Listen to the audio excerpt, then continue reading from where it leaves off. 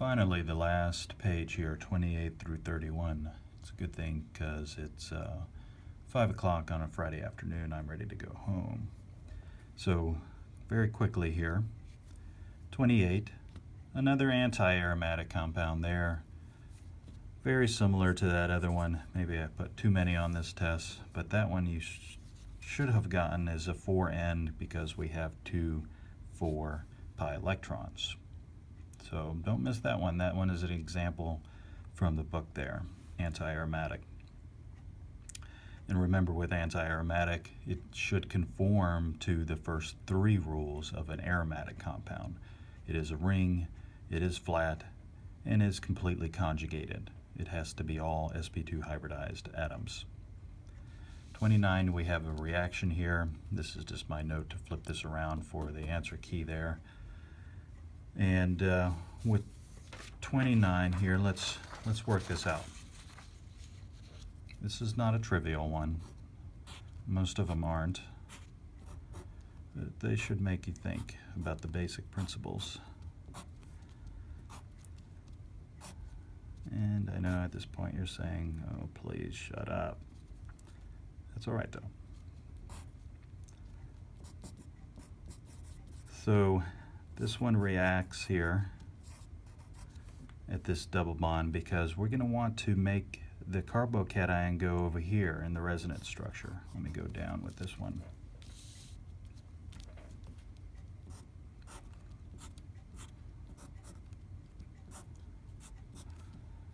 Okay, so the one position is here. That's where the hydrogen added with this other one. Plus charge here on a secondary. And it initially goes there in order to be stabilized also at the benzene ring. So we're thinking in terms of carbocations being in 2 different spots, in multiple spots at the same time. I haven't drawn a hybrid yet, but the hybrid is the true representation here. Okay, that's another secondary, but this is, let me bring this up. This carbocation is right by a benzene ring. So that one there is equivalent to a tertiary position. And now we have the composite of both of those 2 positions too. Now this is 35 degrees, which is our heated condition. We have a thermodynamic. And in the beginning part of the chapter of 16, we discussed that conjugated pi bonds are the most stable. This pi bond is conjugated with the whole benzene ring right here. So to form the thermodynamic product, we have to make sure that that double bond is conjugated with the benzene ring. That means the bromine attacks the 2 position. Okay, so that was not an easy problem. Let me draw the product over here. The key on that one, key concept, is that the conjugated double bonds will be lower energy and more stable. So that is from this product right here.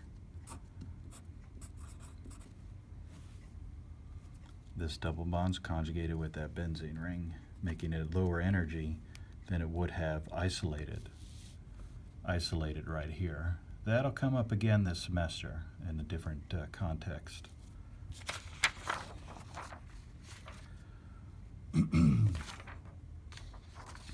Let's do the number 30 now. Number 30 is a resonance problem here. And I'm going to draw out the resonance for this carbocation here. Here the first resonance structure is where that lone pair will go down to stabilize it. Here we have a lone pair on a nitrogen. This is not sp3 hybridized, it's sp2 hybridized. It is sp2 hybridized because it's by this sp2 atom. So that comes over here.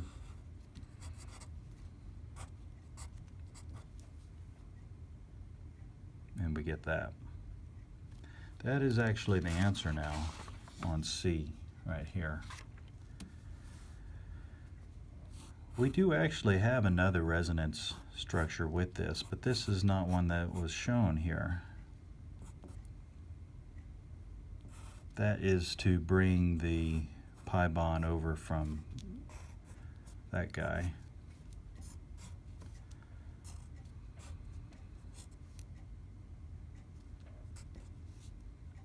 Putting the positive charge right there. I think there was an attempt to do that somewhere in here. This one, D, was an attempt to do that, but you can see something is wrong with that particular carbon right there. Somehow the lone pair also came down. So that one is incorrect. 31 is another Beer's law. We did have to rearrange, here's Beer's law down here, we did have to rearrange that. And the way that I like to do this is a type of cross multiplication where the stuff on top goes on the bottom here.